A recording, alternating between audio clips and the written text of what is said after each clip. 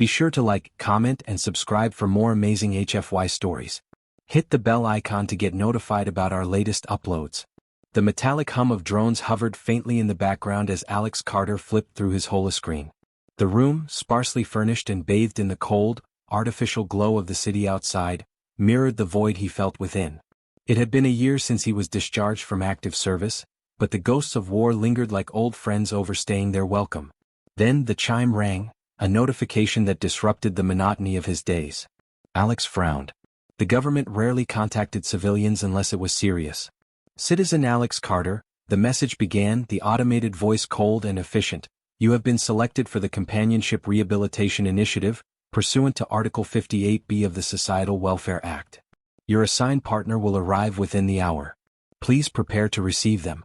Alex scoffed, tossing the holoscreen onto his couch. Another experimental program, no doubt meant to fix broken people like him. When the knock came 40 minutes later, it was soft yet deliberate. He opened the door to find her standing there. Hi, she said, her voice bright yet controlled. I am Lyra. The government assigned me to you, for companionship. You can do what you want. Alex blinked. Lyra was young, mid-20s maybe, with sharp green eyes and long auburn hair. She wore a simple jumpsuit that bore the insignia of the government's welfare division. Despite her friendly tone, there was something mechanical about her demeanor. Come in, he muttered, stepping aside. Lyra moved with practiced grace, her gaze scanning the room briefly before she set down the small bag she carried. Do you have preferences for how I should address you? She asked, turning to him with an attentive expression. Preferences? Alex echoed. Yes. I'm here to ensure your comfort and provide support. Emotionally, physically, or otherwise. The matter-of-fact delivery caught Alex off guard. He leaned against the wall, arms crossed. And you're okay with this? Lyra tilted her head slightly, as though considering the question. My feelings are irrelevant. This assignment is for your benefit.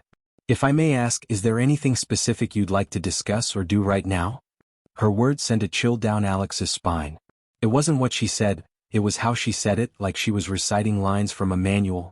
Sit down, he said finally, gesturing to the couch. Lyra complied without hesitation, folding her hands neatly in her lap. Her unwavering smile made him uneasy. Can I ask why you signed up for this? He ventured. I didn't, she replied. Participants in the program are selected based on compatibility metrics. Our profiles were matched to ensure maximum efficacy. Metrics, Alex repeated, his voice tinged with sarcasm. You're talking like a robot? Her smile faltered for the briefest moment, then returned. I assure you I am fully human. The silence that followed was thick, broken only by the distant hum of the city. Let's get something straight, Alex said, his voice firm. I don't need fixing. And I'm not interested in whatever this is supposed to be. Lyra's expression softened slightly, though her posture remained rigid. Understood. I will respect your boundaries while fulfilling my role. Alex sighed, rubbing his temples. Why are you doing this? Really? For the first time, Lyra hesitated. Her gaze flickered to the floor before meeting his. Because it's necessary, she said, her voice quieter now. For both of us. Alex stared at her, searching for cracks in her perfect facade. He didn't find any, but the unease in his chest deepened. That night, as Lyra settled into the small guest room, Alex couldn't shake the feeling that something was off. The government's programs were rarely as altruistic as they claimed. He pulled out his holoscreen, intent on digging deeper into this so-called initiative. Unease and investigation. Alex woke the next morning to the faint sound of humming. For a moment, he forgot about Lyra's arrival and thought it was one of the drones patrolling outside. But as he moved into the small kitchen, there she was, standing at the counter with 2 steaming mugs in her hands. Good morning, Lyra greeted, her ever-present smile firmly in place. I hope you don't mind. I took the liberty of making coffee. Alex eyed her warily. You know how I like it? I accessed your dietary preferences from the program database, she replied casually, handing him a mug. 1 sugar, no cream. Convenient, he muttered, taking a sip. The coffee was perfect, but instead of appreciating the gesture, Alex's discomfort grew. Lyra's seamless integration into his life felt unnatural. You really don't think this is weird? He asked, setting the mug down. Lyra tilted her head slightly. Do you mean the program or my presence here? Both. I don't find it strange, she said, her tone even. The government has determined that people in your demographic, war veterans with post-traumatic stress, benefit from structured companionship. This initiative is designed to improve your quality of life. And what about your quality of life? Alex shot back. Lyra paused, her gaze steady. I am here to fulfill my role. My personal feelings are secondary. Later that day, while Lyra quietly organized his sparsely populated bookshelves, Alex returned to his holoscreen. He couldn't shake the suspicion that there was more to her than she was letting on. He began searching for details about the Companionship Rehabilitation Initiative. The program was new, so new in fact that there were few public records about it. The official government page touted its benefits, reintegrating isolated citizens into society through personalized emotional support. Testimonials from participants praised the program, but Alex noticed they all sounded eerily similar. Digging deeper, he found threads on underground forums discussing the initiative. Some users claimed the program was a front for something darker, a way to monitor and control the population under the guise of benevolence. Others suggested the companions were enhanced in some way, though there was no solid proof. One post caught his attention. CRP companions aren't what they seem. They're conditioned, trained to suppress their own thoughts and act as extensions of the system. Watch their eyes. They always hesitate when they're asked something personal. Alex leaned back, the words replaying in his mind. That evening, Alex decided to test the theory. He found Lyra in the living room, inspecting a framed photo of his military unit. You were in the 4th Division, she noted, her voice soft. They were instrumental in ending the conflict in Sector 12. You know your history, Alex said, crossing his arms. It's part of my training, Lyra replied. There it was again, that mechanical response. Why do you do this? Alex asked, stepping closer. Lyra looked at him, her expression unreadable. Because it's necessary. Don't give me the program line, Alex said firmly. I want to know why you, specifically, are here. For a moment she hesitated. It was subtle, a flicker of uncertainty in her eyes, just as the forum post had described. I volunteered, she said finally. Why? To help people like you? Alex narrowed his eyes. Why do you care about helping people like me? Lyra's smile faltered. Her gaze dropped to the floor before meeting his again. Because I've seen what happens to people who don't get help. Her voice was softer now, almost vulnerable. It was the most human thing she'd said since she arrived. Over the next few days, Alex kept a close eye on Lyra. She was efficient, polite, and always one step ahead of his needs. But she rarely talked about herself, and when she did, her answers felt rehearsed. One night, unable to sleep, Alex decided to confront her directly. He found her in the guest room, sitting cross-legged on the bed and reading a book. Do you ever think about your own life? He asked, leaning against the doorframe. Lyra looked up, her expression calm. What do you mean? I mean, do you ever wonder what you'd be doing if you weren't assigned to people like me? She set the book down carefully. That's not relevant to my role. It is to me, Alex insisted. Lyra hesitated again, and this time Alex saw it clearly. A crack in the perfect facade. I don't know, she admitted quietly. Alex frowned. What do you mean you don't know? I mean I don't remember, she said, her voice wavering slightly. My training focuses on the needs of my assigned partner. Personal memories are deprioritized. Alex's stomach churned. Deprioritized? What does that even mean? Lyra didn't answer. You're not just here to help me, are you? He pressed. She looked at him, her green eyes filled with something that might have been fear, or maybe guilt. I can't talk about it, she said finally. I'm sorry. The truth begins to surface. The next morning, Alex woke with a plan. If Lyra couldn't, or wouldn't, reveal the truth about her role in the program, he'd have to find it himself. Over breakfast, he watched her closely as she moved about the kitchen with practiced precision, preparing scrambled eggs and toast as if she'd lived there her entire life. Busy day ahead? She asked casually, placing his plate on the table. Something like that, Alex replied, his tone nonchalant. Thought I'd head out for a bit, stretch my legs? Lyra nodded. Would you like me to accompany you? No need, he said quickly, then added, you deserve a break. She tilted her head, her ever-present smile softening slightly. Thank you for your consideration, but my role is to... I insist, Alex interrupted. An hour later, Alex stepped into the bustling streets of the city. Hovercars zipped by overhead, while drones patrolled the sidewalks, their cameras scanning for any sign of unrest. He pulled his jacket tighter against the chill, his mind racing with questions. His destination was a small, nondescript cafe on the outskirts of the district. It was a known gathering spot for skeptics and dissidents, people who weren't afraid to question the government's motives.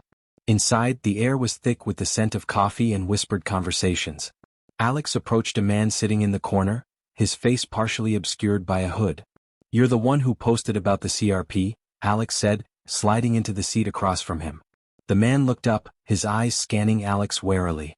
"Who's asking?" "Someone with a CRP partner who's not buying the government story," Alex replied. The man studied him for a moment before leaning in. "What do you want to know?" "Everything," Alex said. The man sighed, glancing around before lowering his voice. "The companionship rehabilitation program isn't about helping people. It's about control. The partners they assign? They're not just trained, they're conditioned, brainwashed to suppress their own identities and prioritize the program's agenda." "Agenda?" Alex repeated, his stomach tightening. "They're spies, man," the man said, his tone urgent. "They're placed with people the government considers a threat. Veterans, dissidents, anyone they think might disrupt the system. Their job is to monitor you, report on you, and keep you compliant." Alex's mind reeled. Lyra's perfect demeanor, her evasive answers, it all started to make sense. "What about their memories?" "Wiped," the man said grimly. "Or at least buried deep. They're not supposed to think for themselves. If they start to, it's considered a malfunction." Alex leaned back in his seat, his heart pounding. "And if they malfunction?" When Alex returned home, Lyra was sitting on the couch, her posture as composed as ever. "How was your walk?" she asked, her tone warm. "Fine," Alex said, forcing a casual tone. Lyra studied him for a moment, her green eyes sharp. "Is something bothering you?" "Why would you ask that?" "You seem tense," she replied, her voice laced with genuine concern, or at least a very convincing imitation of it. Alex hesitated, then decided to take a risk. "Do you ever think about who you were before this?" Lyra froze, her hands tightening slightly in her lap. "Why are you asking me that?" "Because I think you deserve to know," Alex said, stepping closer. "You said you volunteered for this, but do you even remember doing it? Do you remember your life before the program?" Her gaze dropped to the floor, her breathing shallow. I don't know," she admitted, her voice trembling. "Sometimes I have flashes. Memories that don't feel like mine." "Because they are yours," Alex said firmly. "The government didn't just train you, they erased you. They turned you into someone else." Lyra looked up at him, her eyes wide with fear and confusion. "Why would they do that?" "To control people like me," Alex said. "To make sure we don't step out of line." Lyra shook her head as if trying to clear her thoughts. "No, that can't be true. I'm here to help you. That's my purpose." "Is it?" Alex challenged. "Or is that just what they programmed you to believe?" That night, as Lyra sat in her room, Alex accessed his holoscreen and began searching for a way to recover her memories. If the government had buried her past, there had to be a way to uncover it. He found a lead, a rumored group of hackers known as the Free Minds. They specialized in exposing government secrets and dismantling oppressive systems. But contacting them would be risky. Alex hesitated, glancing toward Lyra's closed door. She deserved to know the truth, but helping her could put them both in danger. Finally, he sent an encrypted message to the Free Minds, detailing Lyra's situation. The reply came faster than he expected. "We can help. But it won't be easy. Meet us tomorrow, coordinates attached. Come alone." Rebellion and Revelation. The following morning, Alex rose early, preparing to meet the Free Minds. He'd memorized the coordinates sent to him, knowing that leaving any trace of his plans could be dangerous. Lyra, true to her programming, was already up, arranging the small kitchen into a state of meticulous order. "Going out again today?" she asked, her tone light. "Yeah," Alex replied curtly, trying not to betray his nervousness. "Just need to clear my head." Lyra tilted her head, studying him with a faint frown. "Is there something you'd like to talk about?" "I'm here to support you." "No, I'm good," Alex said quickly. The meeting point was an abandoned warehouse on the outskirts of the city, a place where the government's surveillance drones rarely ventured. Alex slipped inside, his steps echoing in the cavernous space. "Carter?" a voice called from the shadows. Alex turned to see a group of figures emerging, their faces obscured by hoods and masks. The leader, a tall woman with piercing blue eyes, stepped forward. "I'm Sky," she said. "You reached out about a CRP companion?" Alex nodded. "Her name's Lyra. She doesn't remember her life before the program, but I think she's starting to question things." Sky exchanged a glance with one of her companions. "That's dangerous, for both of you. If the government detects a deviation in her behavior, they'll recall her." "Recall?" Alex asked, his stomach sinking. They'll either recondition her or terminate her, Sky said bluntly. Companions aren't allowed to malfunction. The word terminate hit Alex like a punch to the gut. Then we need to stop that from happening, he said. Can you help her? Sky nodded. We can. But it'll require accessing her internal implant. Implant? All CRP companions have one, Sky explained. It's how the government monitors and controls them. The implant suppresses their memories and enforces their programming. If we can disable it, she might regain her autonomy and her past. Do it, Alex said without hesitation. Sky held up a hand. It's not that simple. Once we deactivate the implant, the government will know. They'll come after her, and you? That evening, Alex returned home with a small device hidden in his pocket, a scrambler designed to temporarily disable Lyra's implant. Sky had warned him that the process wouldn't be easy. Lyra's programming would resist, and the implant's failsafes might trigger dangerous reactions. As he stepped inside, Lyra looked up from the couch, her green eyes filled with quiet curiosity. You were gone a long time, she said. Yeah, Alex replied, trying to keep his tone casual. Had a lot on my mind. Lyra stood, her expression softening. I'm here if you want to talk. Alex hesitated. She seemed so genuine, so human in that moment, that he almost doubted his plan. But then he remembered Sky's warning. If the government decided Lyra was malfunctioning, she'd be gone forever. Actually, he said, his voice steady, there's something I need to show you. Lyra tilted her head. What is it? Sit down, Alex said, gesturing to the couch. She complied without hesitation, her expression calm but curious. Alex pulled out the scrambler, holding it up for her to see. This, he began, is going to help you. But it might feel strange. Lyra's gaze flickered to the device, then back to him. What do you mean? I think the government's been lying to you, Alex said carefully. About who you are. About why you're here. Lyra's brow furrowed, the first real sign of emotion he'd seen in her. I don't understand. This device can disable the implant they put in you, Alex explained. If I'm right, it'll let you remember who you were before the program. Lyra's eyes widened, and for the first time, Alex saw fear in her expression. What if I don't want to remember? Alex knelt in front of her, his voice gentle but firm. You deserve to know the truth. Whatever it is. The scrambler buzzed faintly as Alex activated it, placing it against the back of Lyra's neck. She winced, a sharp intake of breath breaking the silence. Are you okay? Alex asked. It's fine, Lyra said through gritted teeth. Then suddenly her body stiffened and her eyes widened in shock. Memories began flooding back, flashes of a life she'd forgotten. A childhood in a rural town. Studying biochemistry at university. Working in a lab on classified government projects. And then, the day she was taken. Lyra gasped, her hands clutching her head as the memories overwhelmed her. They erased me, she whispered, her voice trembling. They said it was for the greater good. That I'd be helping people. Alex placed a hand on her shoulder. You're helping people now, Lyra. You're helping yourself. Her gaze met his, tears streaming down her face. They lied to me. They used me. As Lyra's breathing steadied, a faint beeping sound echoed from her neck. Alex's heart sank. Sky had warned him about this. They know, Lyra said, her voice filled with dread. They're coming. Alex stood, his mind racing. Then we need to leave. Now. Grabbing a bag, he quickly stuffed it with essentials, food, water, a holoscreen, and the scrambler. Lyra, still shaken, followed his lead, her movements jerky but determined. As they stepped outside, the sound of drones filled the air. Alex pulled Lyra into an alley, his grip firm on her arm. They'll be tracking you, he said. We need to find a way to disable their signal. Lyra nodded, her resolve hardening. I know where we can go. There's a lab on the outskirts of the city, a place I used to work. They'll have the equipment we need. The two of them disappeared into the shadows of the city, the sound of drones growing fainter with each step. But Alex knew this was only the beginning.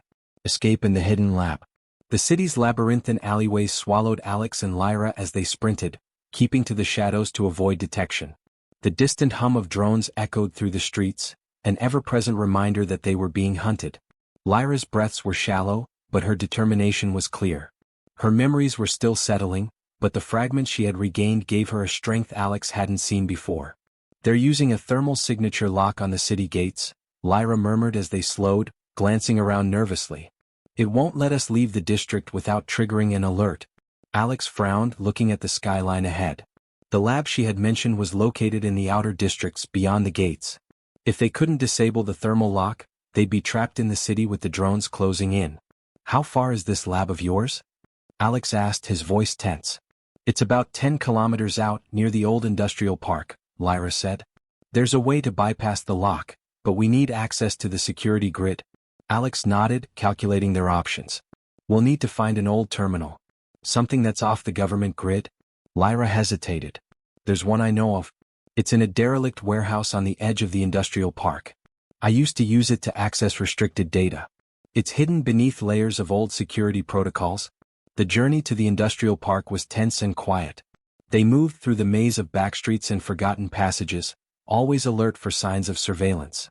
Alex could feel the weight of the world pressing down on him. His mind raced with thoughts of what Lyra's recovery meant for both of them. If they could get to the lab, she might be able to fully regain her memories and expose the government's control over her. When they reached the outskirts of the industrial park, they paused behind a rusted structure, catching their breath. The lab was just ahead, nestled between decaying factory buildings, its windows dark and shuttered.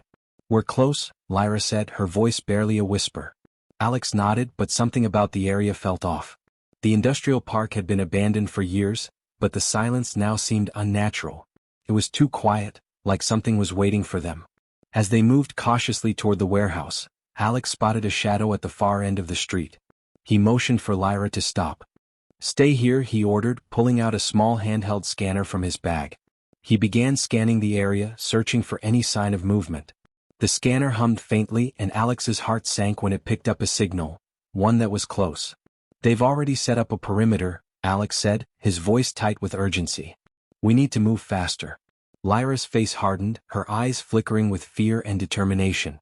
I can get us through the security system inside, but we need to move quickly.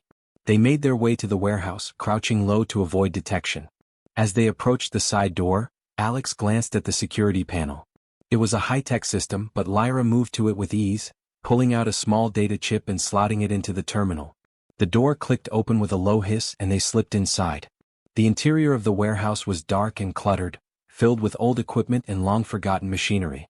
The air was thick with dust, and Alex's footsteps echoed as he moved cautiously through the space.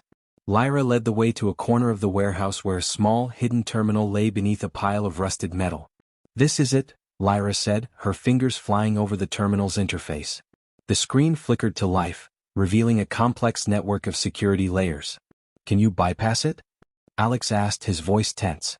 I can, she replied, her eyes narrowing with focus. But it'll take a few minutes. The system is old but still monitored. As Lyra worked, Alex kept watch. His mind raced, thinking of what would happen once they gained access to the lab. Would they find the answers they were looking for? Or would the government be waiting for them, ready to shut them down before they could expose the truth? Minutes passed like hours, and the tension in the air thickened. Finally, Lyra exhaled sharply, her hands stilling. It's done, she said. The grid's down. The system is offline. Alex's heart skipped a beat. Let's move. They hurried through the warehouse, their footsteps muffled by the old flooring. The lab was just ahead, hidden behind a secure door locked with biometric access.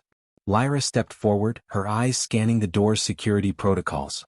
I can get us in, but it will trigger an alert, she warned. Alex didn't hesitate. Do it. Lyra's fingers moved with purpose, quickly overriding the biometric lock. The door slid open with a soft hiss, revealing the hidden lab beyond. The lab was sterile and cold, its walls lined with shelves of equipment and data storage units. In the center of the room stood a large, illuminated terminal, a relic from an era before the government had perfected its control systems. Lyra moved to the terminal, her eyes scanning the interface. This is where it all started, she murmured. This is where they created me. Alex watched her, his heart heavy. Can you find out who you were before all of this? I will, she said softly. I'll find everything. As Lyra accessed the terminal, the door behind them slid open, and a voice echoed in the room. Lyra, it's time to come home. Alex spun around, his pulse racing. Standing in the doorway was a tall man in a dark uniform, the same type worn by government agents. His eyes were cold, devoid of any emotion. Who are you? Alex demanded, stepping in front of Lyra. My name is Agent Cade, the man said, his voice flat. I'm here to take her back. You've been compromised, both of you. Alex's grip tightened around the handle of his weapon. I won't let you take her. Cade's lips twitched into a cold smile. You don't have a choice. Suddenly, the room buzzed with the sound of an alarm. The walls flashed red and a series of drones dropped from the ceiling, surrounding them. Lyra's fingers flew across the terminal, and with a sharp command, the drones faltered. I've disabled the signal, she said. They can't track us now. The escape and the final revelation. The tension in the air was suffocating as Lyra's fingers danced across the terminal. The drones hovered ominously, their red eyes scanning the room for a signal to track. Agent Cade stood motionless, his cold gaze locked on them, but for the moment they had the upper hand. Alex's mind raced. There was no way they could fight their way out of this, at least not with the drones hovering, ready to strike at a moment's notice. They had to think quickly or they'd be caught. You've made a mistake, Agent, Alex said, his voice steady despite the adrenaline coursing through him. You think you can control her, but you're wrong. You're not taking her anywhere. Cade's eyes narrowed, his expression hardening. You really don't understand, do you? Before Alex could respond, the sound of a loud crash reverberated through the room. The terminal where Lyra had been working flickered violently, sparking from the overload of information streaming through it. The drones malfunctioned for a split second, their circuits scrambling to recalculate their targeting parameters. That's our chance, Lyra said, a fierce determination in her eyes. Without a word, Alex grabbed her arm and pulled her toward the rear exit, just as the drones realigned and began to descend with a renewed sense of purpose. They weren't out of danger yet, but they were closer than ever. The door to the rear of the lab opened with a soft hiss, and the two of them burst out into the cold, dark night. They were now deep within the heart of the industrial park, far enough from the city's watchful eyes, but nowhere near safety. They needed to keep moving. Alex could hear Cade's voice through the comms, calm, controlled, unyielding. Lyra, stop. You belong to the government. You have no choice but to comply. Lyra's expression darkened as she broke into a sprint. I do have a choice now. As they ran through the twisted maze of decaying factories and rusted shipping containers, Alex felt the heat of the chase closing in. Cade's voice was still persistent, but Lyra's actions had proven one thing: she was free, at least in spirit. The memories she had reclaimed were more than just images of the past. They were the key to her true self, something the government couldn't control. They rounded a corner and found a hidden access tunnel, one of many that snaked through the industrial district, leading to places few knew about. Alex pulled her inside and they crouched down, listening to the distant whir of drones above. Where are we going? Alex asked, his voice low, panting from the exertion. Lyra exhaled sharply, wiping sweat from her brow. There's an old communications hub nearby. It's isolated, secure, an underground network. I can send a message there to get us to safety. But it's not just a way out, it's also a way to expose everything. You mean the program? Alex asked. Lyra nodded. The truth about the companionship rehabilitation program. About who they've been turning people into. We can't let them silence us, Alex said, his voice grim. But we need a plan. Cade's not going to stop. I know, Lyra said, her gaze steely. But the more information I pull from the network, the harder it will be for them to erase us. If we can take down the system, they can't cover up what's been happening. Alex's mind was spinning. Lyra was right. If they could access the communications hub, they could expose the truth to the world. It would be a risk, a huge one, but it was the only chance they had. They moved through the darkened streets, carefully avoiding surveillance zones and staying beneath the radar of the city's watchful drones. Lyra led the way, navigating the crisscrossing alleys with practiced ease. After what felt like hours, they arrived at a small, inconspicuous building tucked away behind a cluster of long-abandoned warehouses. The entrance was hidden beneath a set of iron grates, and the faded signage read Section 17. Lyra quickly hacked the access panel, and the grates creaked open with a metallic groan. We're in, she said, her voice steady. The underground hub was smaller than Alex had imagined, its walls lined with archaic communication equipment and data processors that looked like they belonged in a museum. But Lyra wasted no time, immediately heading for a central terminal in the back of the room. Let me start the transmission, she said, sitting down at the terminal and plugging in a small data chip she had retrieved from the lab. The screen flickered, coming to life with the hum of ancient machinery. Lyra's fingers flew over the interface, her eyes locked onto the terminal as she began accessing encrypted files. Alex stood guard, watching the door nervously. He could feel the weight of time pressing on them. Cade wouldn't take long to realize they had escaped the lab, and when he did, he would stop at nothing to capture them. Minutes stretched into what felt like an eternity. Lyra's brow furrowed as she worked, her expression focused and determined. Then finally the screen displayed a flashing red warning, unauthorized access detected.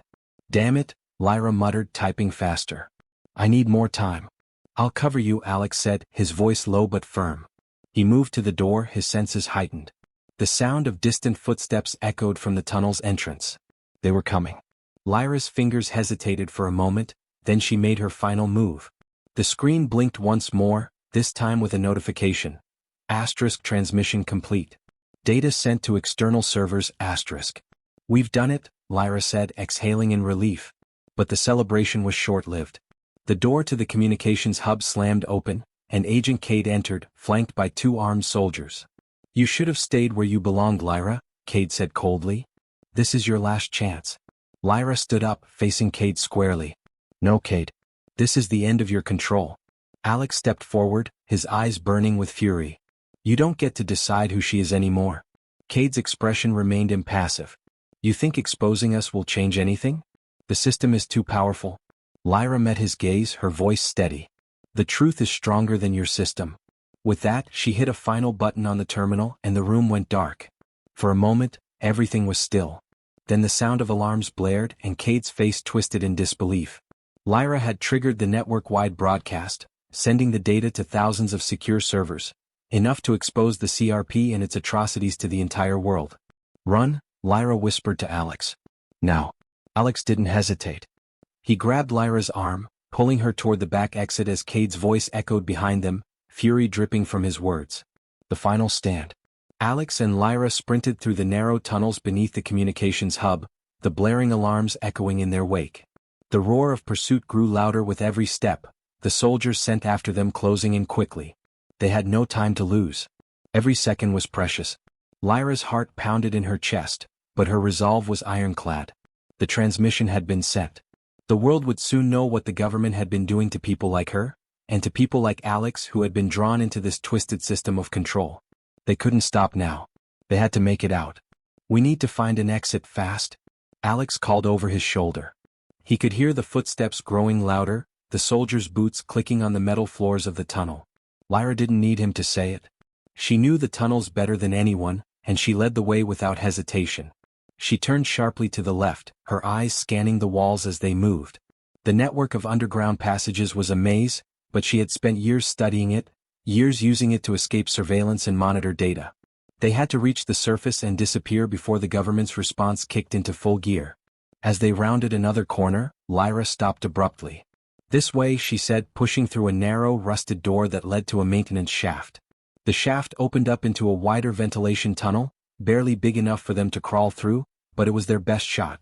The metallic clank of boots was now so close that Alex could hear the soldiers' voices clearly. Split up, one of them shouted. Cover every exit. She's not getting away this time.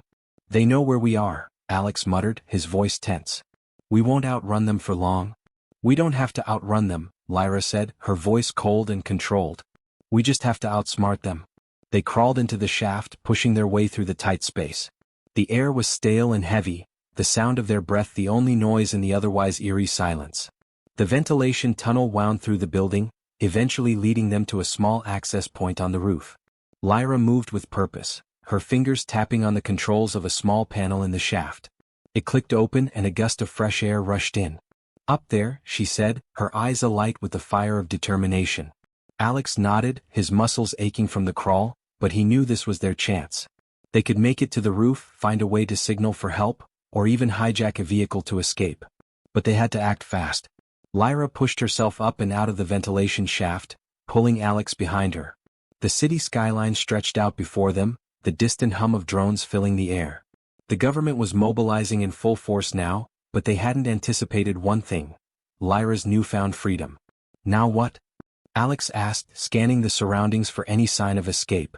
We wait, Lyra replied, her gaze locked on the horizon. There's a transport hub nearby. If we can reach it, we'll be able to get out of the city undetected. But we'll need to move carefully. The wind picked up, a chilling breeze cutting through the quiet night. Below them, the lights of the city twinkled like distant stars, a false sense of security. But above, the drones were in the sky, searching for them relentlessly. How long do we have? Alex asked, already knowing the answer. Not long, Lyra said, her voice grave. The system's been exposed. They'll want us dead or worse before we can make it out. Alex clenched his jaw. He wouldn't let them take her back. Not after everything she had gone through. They had fought too hard. Suddenly, a voice crackled over the comms, loud and clear. Lyra, don't make this harder than it needs to be. Alex froze, recognizing the voice. Cade, you think you're safe up there? Cade's voice continued, tinged with cold amusement. You're not getting away. There's nowhere left to run. Lyra's face hardened, her grip tightening on the edge of the roof. I don't need to run anymore, she said, her voice steady. It's over, Cade. You can't control me.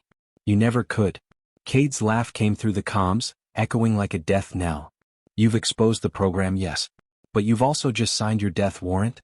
Without warning, a series of gunshots rang out, the sound of bullets ripping through the air. Alex instinctively moved in front of Lyra, but the bullets didn't come close. They ricocheted off the rooftop, landing harmlessly in the distance. Take cover. Alex yelled, ducking low behind a nearby wall. Lyra followed suit, her hand reaching for the small weapon she'd taken from the communications hub. We need to move, she said, her voice tight with determination. Now. They sprinted across the rooftop, the sound of gunfire still ringing in their ears. Alex's heart was pounding, adrenaline coursing through his veins. They couldn't keep running. Not like this. As they neared the edge of the roof, Lyra suddenly stopped, her eyes scanning the area. There, she said, pointing to a rooftop across the street. A narrow bridge connected the two buildings, just wide enough for them to cross. Alex looked down at the drop to the street below. It was a long way down. But there was no time to waste. He nodded. Let's go. They ran to the bridge, leaping across the gap with practiced precision. The sound of Cade's voice echoed behind them, but they didn't look back. They had a mission now and nothing would stop them. Once they made it across, they didn't slow down. They reached the transport hub in record time, finding it surprisingly empty. The government had likely locked it down, but Lyra had one final trick up her sleeve. She accessed a hidden terminal inside the hub and quickly overridden the lockdown, opening the gates for their escape. As they boarded a transport ship, Lyra turned to Alex, her eyes filled with a quiet strength. It's done, she said softly. We've exposed the truth. Alex smiled, relief flooding through him. But he knew this wasn't the end. The government would come after them and they would have to stay one step ahead. But for the first time they had hope. The transport ship lifted off, the city shrinking below them as they soared into the sky. They had won this battle, but the war for freedom had only just begun. A new beginning. The sky above them was a deep shade of black as the transport ship cut through the air, leaving the city far behind. Alex leaned back against the cold metal seat, his eyes fixed on the stars outside the viewport. Lyra sat beside him, her face illuminated by the faint glow of the console in front of her. They had won. For now at least. But neither of them was under any illusion that the government would stop hunting them. The battle had only just begun. Lyra's hand hovered over the console, fingers lightly brushing the control panel. She had taken control of the transport's course as they made their way to a secure off-grid location. One that, with luck, would give them a few days to breathe, regroup, and plan their next move. The information they had exposed had already sent ripples through the global network. Leaked files. Videos. Documents. The world was waking up to the truth about the government's illegal experiments and its manipulation of people like Lyra and Alex who had been ensnared in its web. It was a revolution in the making, but revolutions weren't won overnight. I can't believe we actually did it, Alex said quietly, his voice carrying a hint of disbelief. He hadn't allowed himself time to process everything that had happened. There had been no time for reflection. Only action. But now, in the quiet of the ship, it all hit him. Lyra glanced at him, her expression unreadable but her eyes reflecting something new. There was strength in them now, real hard-won strength. She had reclaimed her past. She had shattered the government's grip on her mind. We didn't do it alone, she said, her voice soft but firm. There are others out there. People who were part of the same program. And now they know the truth. We've just given them a chance to fight back. Alex nodded, his fingers tightening around the armrest. He wasn't just fighting for Lyra anymore. He was fighting for all the people who had been controlled, manipulated, and treated as nothing more than tools. He was fighting for freedom. The silence between them lingered as the transport moved farther from the city. Then Lyra spoke again, her voice quieter this time, almost a whisper. Do you ever wonder if it's worth it? Alex turned toward her, meeting her gaze. The question hung in the air, heavy with meaning. They both knew what it was like to live under the oppressive thumb of a government that viewed them as expendable. They had both suffered. But now, with the world on the cusp of change, was it worth the danger they had put themselves in? Was it worth the pain they would surely face in the coming days? I do, Alex said, his voice steady. But the alternative is living under their control forever. Letting them destroy people like you, people like me. That's not something I can live with. Lyra didn't answer right away. Instead, she turned her gaze back to the stars, her fingers gently tapping the edge of the console. She was thinking, processing everything that had happened. The world had changed irrevocably. But so had she. Alex couldn't help but notice how different she seemed now, how much more herself she had become. Before, she had been a broken soul, lost in the labyrinth of her erased memories. Now she was a force to be reckoned with. And she had him by her side. We'll need to stay off the radar for a while, Lyra finally said. But there are others we can contact. People who can help us spread the message. We'll need resources, allies, safe houses. But the first thing we need to do is make sure the information we've exposed doesn't get buried. Alex's eyes burned with determination. We'll make sure it gets out. We'll make sure they can't erase it. Lyra nodded. We'll fight until the very end. Together. The transport ship continued its journey into the unknown, the vastness of space surrounding them as they soared deeper into the night. But as the stars stretched out before them, it felt as though something new had begun. A new chapter in a story of rebellion, of survival, and of the fight for freedom. They were no longer running from the past. They were building a future. It wasn't going to be easy. They knew that. But nothing worth fighting forever was. The world below them, once held in the grip of a powerful and oppressive government, was beginning to shift. The whispers of rebellion had become roars. The hidden truths had emerged, and now the people would demand accountability. The system they had fought against was crumbling, and Lyra and Alex would be there at the forefront of it all. A transmission beeped, pulling Alex from his thoughts. Lyra's fingers flew across the console, opening the incoming message. The screen flickered, and a series of encrypted text and images filled the screen. The message is being received, Lyra murmured. It's working. Alex leaned in, watching the data scroll across the screen. There were reports of mass protests, of resistance cells beginning to form in multiple cities around the world. The people were standing up, demanding justice for what had been done to them. For the forced companionships, the lives destroyed, the minds manipulated. This is just the beginning, Alex said softly. Lyra smiled. It wasn't the same smile he had seen from her before. It was different, filled with conviction. It's the beginning of something better. We've only just started to fight back. They both knew that the journey ahead would be dangerous. They would face countless challenges, and the government would stop at nothing to bring them down. But they had one thing the government could never take away, the truth. And that truth was powerful enough to change the world. The stars outside the window seemed to shine just a little bit brighter now. They weren't running anymore. They were leading the charge. The end. Thanks for watching, everyone. If you enjoyed this video, don't forget to like, comment, and subscribe for more exciting HFY stories. Your support means the world to us. And make sure to tap the bell icon so you never miss an update. Stay tuned for our next adventure, and until then, keep exploring the stars. See you in the next video.